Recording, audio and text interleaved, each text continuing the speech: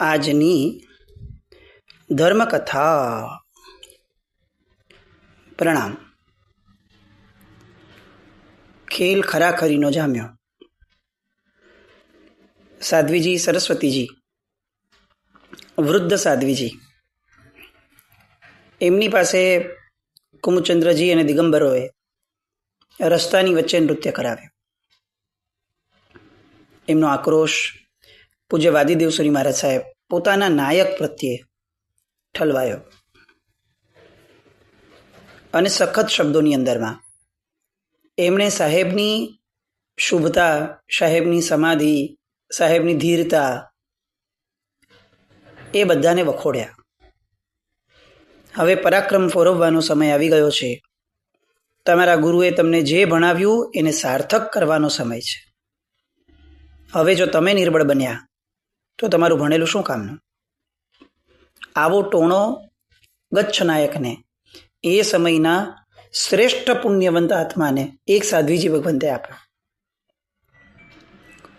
દેખીતી રીતે કદાચ આ અનુચિત લાગે, એવું બની શકે કે આ વિવેક નથી, વિનય નથી, પણ પરિસ્થિતિની માંગ. એને એટલે જ આપણે ત્યાં છે ને કોઈ પણ ક્રિયાને કોઈ થંબરૂલથી ઓળખવામાં નથી આવી કે આ પુણ્ય ને આ પાપ.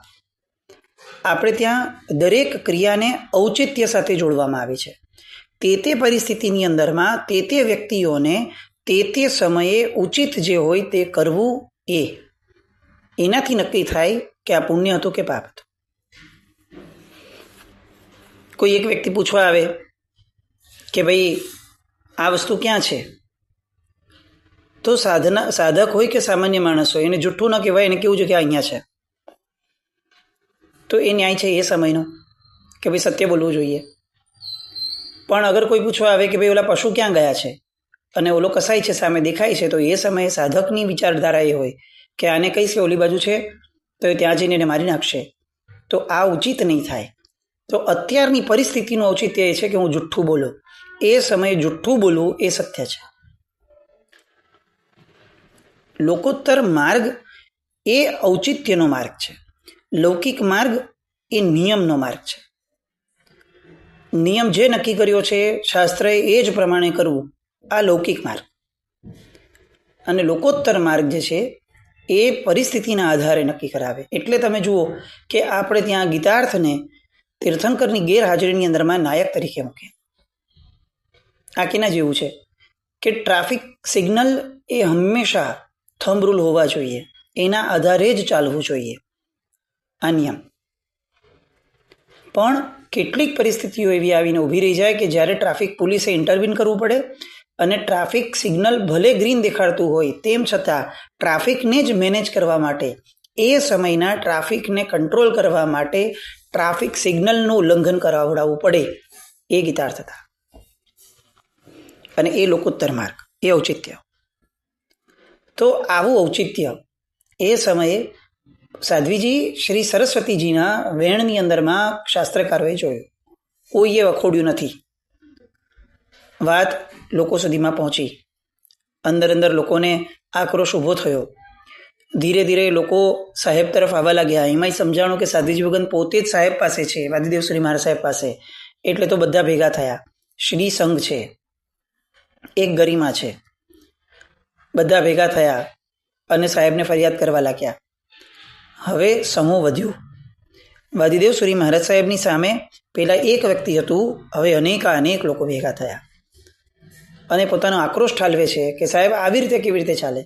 અત્યાર સુધી તમારા વ્યાખ્યાન દોડાવ્યા હતા તે સમજી શકાય કે તમે ધીરજ રાખી હતી, કારણ કે તમારો પ્રસંગ હતો, તમે નાયકપણે બિરાજમાન હતા, તો તમારી આજ્ઞા અહીંયા ચાલે. પણ અત્યારે આ તો એક સાધ્વીજી ભગવાનનું હળહળતું અપમાન છે અને એમના અપમાનને કેવી રીતે સાખી લેવાય? એટલે બધાનો આક્રોશ પીક ઉપર છે, ટોચ ઉપર છે. હવે વાદીદેવ સુરી મહારાજ સાહેબે શું કરવું જોઈએ? બધાએ ભેગા થઈને જ્યારે ફાઇનલી સાહેબને કોલ લેવા કીધું કે સાહેબ હવે કંઈક નિર્ણય લો, એ સમયે વાદીદેવ સુરી મહારાજ સાહેબ બહુ જ સ્વસ્થતાથી પોતાની વાતને રજૂ કરે છે કે જુઓ, તમારા બધાના આવ્યા પહેલાં સાધ્વીજી શ્રી સરસ્વતીજીને મેં ઘણા શાંત પાડવા પ્રયત્ન કર્યા, પણ એમની સાથે જે બન્યું એ ખૂબ અન્યાયી હતું, એ ક્રૂર હતું. એટલે એ શાંત પડે નહીં, એ અસ્વસ્થ રહે એ બહુ સહજ છે. તમે બધાએ પણ એ જ વાત કરી છે કે હવે નિર્ણયનો સમય છે. પણ જો તમે મને પૂછો અને મારું વ્યક્તિગત મંતવ્ય તમે પૂછો તો હું ચોક્કસપણે એવું કહીશ કે આ જગતમાં પાપી આત્માઓ પોતાના પાપથી વધારે સારા મરશે, આપણા મારવાથી ઓછા સારા મરશે. તમે ને હું સજા કરશું તો આપણી મર્યાદા પ્રમાણેની સજા કરી શકશું, પણ જ્યારે કર્મસત્તા ન્યાય તોડવા બેસશે ત્યારે એ પૂર્ણ ન્યાય તોડશે. એટલે કદાચ આપણને એ માણસ પ્રત્યે આક્રોશ પણ છે, એને સજા પણ કરવી છે, તો પણ ડાપણ એમાં છે કે આપણે જે અમર્યાદિત સજા કરી શકે છે એવા તત્વને સજા કરવા સુધી રાહ જોઈએ. આપણે સજા કરશું અને અધકચરી રહેશે તો શું કરશો? આ સામાન્ય થિયરી છે, સામાન્ય વાત છે. એટલે મારી વ્યક્તિગત સલાહ એવી છે કે એ પોતાના પાપથી પોતે જ અવશ્ય નાશ પામશે. આટલું ભયંકર પાપ કર્યું છે તો આપણે કેમ એને મારવો છે?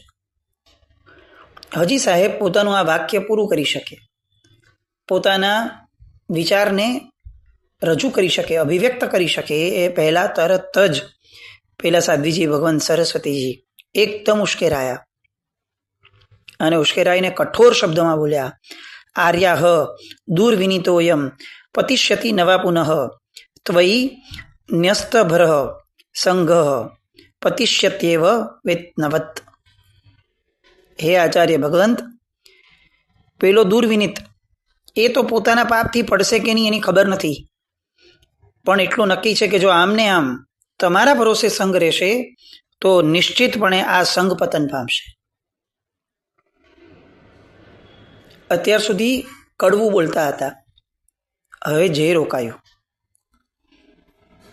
આમ સામાન્યપણે આપણી ઓડિયન્સમાં હોત તો આપણને શું લાગત કે બરોબર છે ભાઈ, સાહેબે હવે એક લિમિટ સુધી શાંતિ રાખવી જોઈએ, વાત સાચી છે, પણ એમ આ શબ્દ કેટલો ભયંકર છે, કેટલો આકરો છે. તમે એક નાયક પદે બિરાજમાન વ્યક્તિને કહે છો કે ભાઈ તમારા આશ્રય રહેલો સંઘ તો નિશ્ચિત પતન પામશે. આમ ખરાબ લાગવું જોઈએ ને?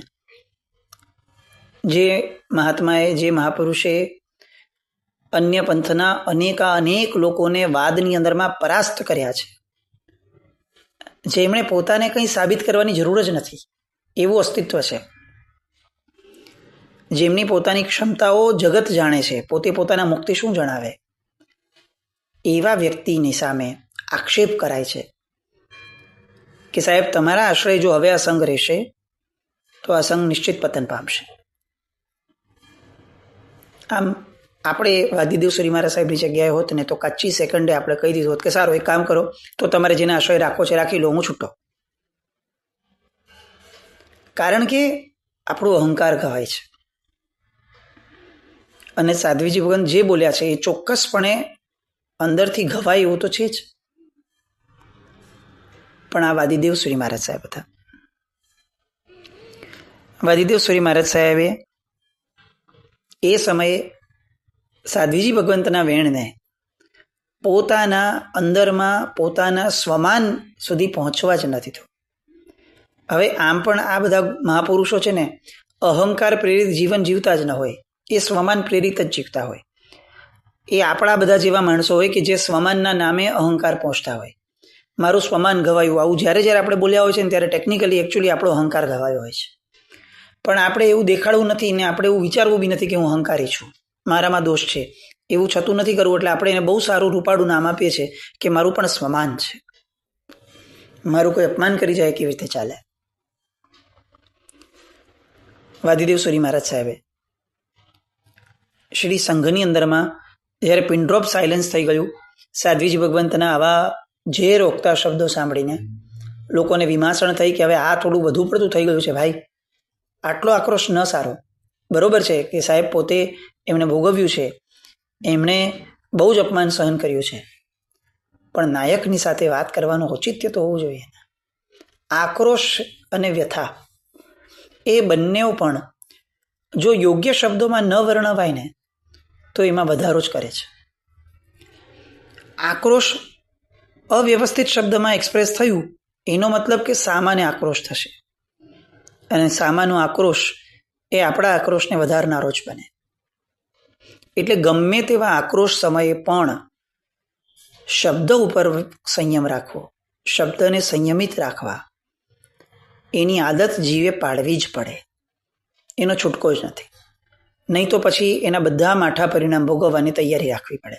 પછી એમને કહેવાય કે એ સમયે કેવી રીતે કંટ્રોલ રહે? ભાઈ, એ કંટ્રોલ રાખવા માટે જ મનુષ્ય થયા છે. તિર્યંચ અને મનુષ્યનો ફરક આ છે કે તિર્યંચનું મતિજ્ઞાન જે છે એ એની પર કંટ્રોલ રાખવા માટેનું સક્ષમતા નથી આપતું. એને સંજ્ઞીપણાની મહત્તા એ જ છે કે એ સમજી વિચારીને બોલે. એ બોલે એ સંજ્ઞી નથી. વાચા તો દરેકને છે, અને તેમ છતાં મનુષ્યની સંજ્ઞાને સૌથી અપર લેવલે કીધી છે. કેમ? કારણ કે શું બોલવું એનો સંયમ એ મનુષ્યપણાની અંદરમાં રહી શકે છે. તો અહીંયા આ સંજ્ઞાને ચૂક્યા સાધ્વીજી ભગવાન, પણ વાદીદેવ શ્રી મહારાજ સાહેબ એ જ શાંત, એ જ ધીરજવાન અને એ જ સ્થિર અવસ્થામાં છે. અને જ્યારે એવું લાગ્યું કે પરિસ્થિતિ હવે ખરેખર વણસી છે, બહારથી પરિસ્થિતિ જેટલી વણસી છે ને એના કરતાં વધારે હવે આશ્રિતની પરિસ્થિતિ વણસી છે. અત્યાર સુધી કદાચ એવું લાગે કે વાદીદેવ શ્રી મહારાજ સાહેબ કુમુદચંદ્રજી અને દિગંબરોનો પક્ષ લઈને બેઠા છે, એને ડિફેન્ડ કરે છે, એમને છાવરે છે. ભલે એકચ્યુઅલી એવું નથી, પણ લાગે એમ. પણ હવે વાદીદેવ શ્રી મહારાજ સાહેબ સમજે છે કે ન્યાય તોડવામાં આશ્રિતનો અર્થ ધ્યાન એ થતું હોય તો એ ન ચાલે. તો આશ્રિતને થતા આર્થ ધ્યાનને દૂર કરવા માટે હવે વાદીદેવ શ્રી મહારાજ સાહેબ એક નિર્ણય પર આવે છે.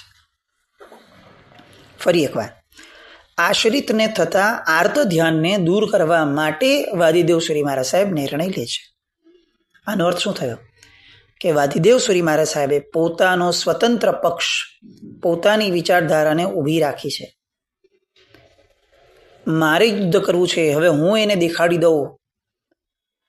આવો જે દ્વેષ છે, આવો જે વૈમનસ્યનો બીજ છે, આવો એ વાદીદેવ શ્રી મહારાજ સાહેબમાં લેશ માત્ર પ્રગટ્યું નથી.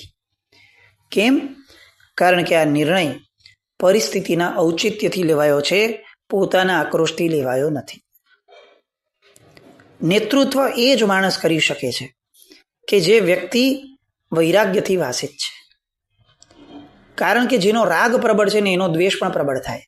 અને નેતૃત્વના સ્થાને બેઠેલો માણસ જ્યારે દ્વેષ કરે ને ત્યારે ન્યાય કોઈ દિવસ ન થઈ શકે. ન્યાય ત્યારે જ થાય કે જ્યારે વિરોધ પણ પરિસ્થિતિને વશ થાય, પોતાની વિચારધારાને વશ થઈને ન થાય. અને એટલે જ ગીતાર્થના નિર્ણય માન્ય રખાયા છે, પદસ્થના નહીં. પદસ્થનો કોઈ વિરોધ છે એવું નથી, પણ પદસ્થ પણ જો ગીતાર્થ હોય ને તો જ એના નિર્ણય સંઘને માન્ય રખાયા. કેમ? કારણ કે ગીતાર્થ એ હંમેશા પોતાના વ્યક્તિગત રાગ દ્વેષથી પર થઈને નિર્ણય લેશે. એવું નથી કે વિતરાગ છે, એને પણ રાગ છે, એને પણ દ્વેષ છે, એને પણ કેટલીક વિચારધારા છે, પણ નિર્ણય લેવા સમયે એ પોતાની મતિથી નથી ચાલતા, એ શાસ્ત્ર મતિથી ચાલે છે. અને આવું નેતૃત્વ, આવી ગીતાર્થતા ઘરે ઘરે દરેક વડીલમાં આવવી આવશ્યક છે. નહીં તો ઘર ઘરમાં હોળી પ્રગટે. આપણા જીવનની અંદરમાં આવી ગીતાર્થતા લાવવાનો અવશ્ય મેવ પ્રયાસ આપણા દ્વારા થવો જ જોઈએ. આપણે જો દુકાન સંભાળીએ છીએ, આપણે જો રસોડું સંભાળીએ છીએ, આપણે આપણા ઘરમાં બાળકોને સંભાળીએ છીએ, તો એવા સમયે પણ આપણી અંદરમાં એક આચાર્યપણું પ્રગટ થવું જોઈએ. અને ટેકનિકલી અનુબંધની દ્રષ્ટિએ વિચાર કરીએ ને તો એક સારા મા બાપ હોવામાં આપણામાં અંદર એક આચાર્યપણું પોષાય છે. સારા મા બાપ બની બાળકોને ભણાવવામાં આપણી અંદરમાં ઉપાધ્યાયપણાનું બીજ રોપાય છે. આ પણ એક આરાધના છે. દેખીતી રીતે કદાચ આપણે આપણા બાળકને ભણાવીએ છીએ, પણ જો ખરેખર આપણી વિચારધારામાં એવો અનુબંધ પાડવો હોય અને એવો અનુબંધ પ્રગટે કે કોકને ભણાવું છું, તો કોણ ભણાવતું હતું? આ ભણાવવાની શરૂઆત કોણે કરી છે? તો કે ભણાવવાની શરૂઆત સૌ પ્રથમ તીર્થંકર પરમાત્માઓએ કરી હતી. અને એમણે ગણધર ભગવંતોને ભણાવેલા, પછી ગણધર ભગવંતોએ ભણાવ્યા, પછી આચાર્ય ભગવંતોએ ભણાવ્યા, પછી ઉપાધ્યાય ભગવંતોએ ભણાવ્યા. ભણવું ને ભણાવવું આ ઉપાધ્યાય ભગવંતોનું કામ છે. ચાલો મારા ઘેર કોક દીકરો પ્રગટ્યો છે, દીકરી પ્રગટી છે, તો હું પણ એમને ભણાવું. આ ભણાવવાની અંદરમાં શું ભણાય છે ને એ સેકન્ડરી થઈ જશે, કયા આશયથી ભણાવાય છે એ પ્રાઇમરી થશે, અને અનુબંધ એ શુભના પડશે. પણ આપણી તકલીફ એ છે કે આપણે દરેક ક્રિયાને વેઠની જેમ કરવી છે. એના અનુબંધ શુભ થાય, ઉલ્લસિત થઈને થઈ શકે, એમાં શુભતા ભળે એવો પ્રયત્ન આપણો ક્યારે હોતો જ નથી. એટલે ઘરે ઘરે નેતૃત્વ પ્રગટે એ બહુ આવશ્યક છે. તો ન્યાય થશે, આ ન્યુક્લિયર ફેમિલીઝની ઝંઝટો ઓછી થશે, ઘર ઘરમાં ઝઘડા ઓછા થશે, વિખવાદ ઓછા થશે, ધર્મથી વિમુખતા ઓછી થશે. શાસ્ત્ર સાંભળી અને શાસ્ત્ર મતિ મેળવવાની છે, ફક્ત શ્રવણ નથી કરવાનું. અહીંયા હવે આચાર્ય ભગવંતે નિર્ણય કર્યો, યુદ્ધ તો નક્કી છે, તો કેવી રીતે લડશે? દિગંબરાચાર્યને પરાસ્ત કરવા માટે અત્યારે વાદીદેવ શ્રી મહારાજ સાહેબ પાસે કેટલા ઓપ્શન્સ છે? નંબર 1, આખું ને આખા સંઘને બોલાવીને ટોળું ભેગું કરીને વિરોધ કઢાવડાવો,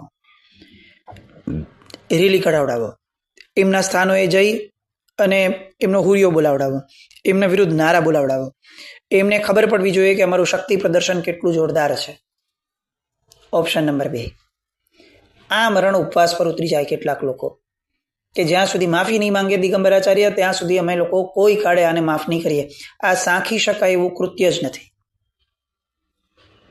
નંબર 3, રાજા પાસે જવું, એ ગામના રાજનગરના એ સમયે જે પણ લવાદ હોય એની પાસે જઈને ફરિયાદ કરવી અને કાયદાકીય રીતે એમની સામે પગલાં લેવડાવવા. નંબર 4, સ્વયં વાદીદેવ શ્રી મહારાજ સાહેબે જવું અથવા દિગંબરાચાર્ય કુમુદાચાર્યજીને બોલાવવા અને બંને લોકોની હાજરીની અંદરમાં આ વાતની ચોખવટ કરવી અને બરોબર એમને ઠપકો આપવો. અને એક હજી ઓપ્શન છે કે આ બધા સામાન્ય ઉપાયોથી પર થઈ અને વાદીદેવ શ્રી મહારાજ સાહેબના દ્રષ્ટિકોણથી વિચારો. નિર્ણય કોણ લે છે? સામાન્ય માણસ લેશે ને તો આ બધા વિકલ્પો આપણને જે આવ્યા એ આવે, કારણ કે આપણે સામાન્ય જ વિચારી શકશું.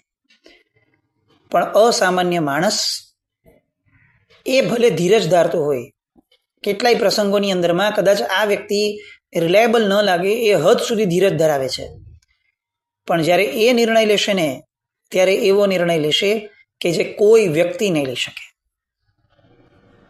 પ્રસંગ શું છે કે રાજનગરની એક શેરીની અંદરમાં એક સાધ્વીજી ભગવંતને એક દિગંબરાચાર્ય અને એના આશ્રિતોએ, એના સાગરીતોએ નચાવ્યા. તો એનો નિર્ણય ક્યાં લેવડાવવો જોઈએ? એનો ફેંસલો ક્યાં થવો જોઈએ? રાજનગરની શેરીઓમાં. પણ ના, આનો ફેંસલો થશે ગુજરાતના રાજ્ય દરબારમાં, ગુજરાતની રાજધાની પાટણમાં. કેમ ભાઈ, મુદ્દો પતાવો ને, કેમ લંબાવો છો? સામે માણસ બેઠો છે, માફી મંગાવો. આટલી મોટી શક્તિ છે આપણી. એ સમયે કેટલા શ્રીમંતો આપણે ત્યાં પણ હશે, કેટલા વિદ્વાનો આપણે ત્યાં પણ હશે, કેટલા બધા વગદાર પુરુષો આપણે ત્યાં પણ હશે રાજનગરમાં. એ લોકોને કહી અને દબાણ મુકાવો. પણ ના, જે દીર્ઘ વિચારી શકે છે ને એનું નેતૃત્વ જ પાલવે. જે હંગામી વિચારે, ટેમ્પરરી વિચારે કે અત્યારે આ માફી માગી લે વાત પૂરી થઈ ગઈ, તો શું થાત? આજે એને ભૂલ કરી, આવતીકાલે કદાચ બીજી જગ્યાએ કરત, ત્રીજી જગ્યાએ કરત, ત્રીજી વાર કરત, ત્રીજા પ્રસંગે કરત. પણ માણસને અંદરથી ખતમ કરી નાખો. નંબર 1. અને નંબર 2, જે સાગરીતોએ એમના ઈશારાથી કામ કર્યું છે એ સાગરીતોની સામે જ એમના નાયકને ઉતારી પાડવો.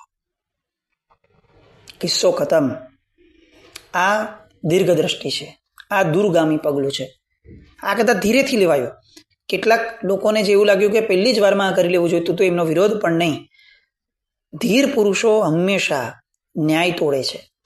એ ઉતાવળ નથી કરતા, એ અધીરા નથી હોતા. આપણે ઘણી બધી વાર આપણી અધીરાઈ એ ન્યાય લાગતી હોય છે. આપણને ઘણીવાર આપણી અધીરાઈ એ જ કરવા યોગ્ય લાગતી હોય છે. પણ અવસર વિના થયેલી વાત એ અધિરાય છે. હવે અવસર છે અને કેસરિયા કરવા એ તો વાદીદેવ સુરી મહારાજ સાહેબ માટે કંઈ બહુ મોટી વસ્તુ નથી. અને વાદીદેવ સુરી મહારાજ સાહેબ એ નિર્ણય લે છે કે જેની બાબતમાં એમની સર્વાંગે સિદ્ધતા છે અને સામા પક્ષની પણ સર્વાંગે સિદ્ધતા છે. તમે જુઓ, એમણે જ્યારે નિર્ણય લીધો કે રાજ દરબારની અંદરમાં વિદ્વાન અને વિદ્વાન બે લડશે, હવે પક્ષો નહીં લડે, હવે રસ્તા પર માણસો નહીં ઉતરે, સામાન્ય માણસના ખભે બંદૂક મૂકીને મારે નિર્ણય નથી તોડવો, હું મારા ખભે લઈશ શાસનનો આ પ્રશ્ન, એને હું ઉકેલીશ મારી જવાબદારીએ, મારી શક્તિથી. આ નાયકપણું છે, આ નેતૃત્વ છે. અત્યાર સુધી જે વામણા લાગતા હતા બધા પ્રસંગોમાં વાદીદેવ સુરી મહારાજ સાહેબ એ આ એક નિર્ણયથી વિરાટ લાગ્યા કે એમણે લોકોને ન કીધું કે જાઓ મોરચો કાઢો, જાઓ નિર્ણય લેવડાવો, હું તમારી પાછળ બેઠો છું. નહીં, એ આગળ લીડ લીધી એવું નહીં, એ સ્વયં એકલા લડવા તૈયાર થયા. હું જ લડીશ. આ જુગાર, આ જુગાડ, આ દાવ, આ પડકાર, આ વિરાટતા અને આ વાદીદેવ સુરી મહારાજ સાહેબ આખી પાઠ પરંપરામાં જે અલગ તરીને આવે છે, ધ વાદીદેવ સુરી મહારાજ સાહેબ, એમનું જે પોત પ્રકાશવાનું છે એનો નિર્ણય, અને એ કઈ ગરિમાથી લેવાયો એની વાત માટે આવતીકાલે ફરીથી મળશું. જીના કંઈ પણ બોલાય તો મેં ચામી તો જય નામ જયતી શાસન.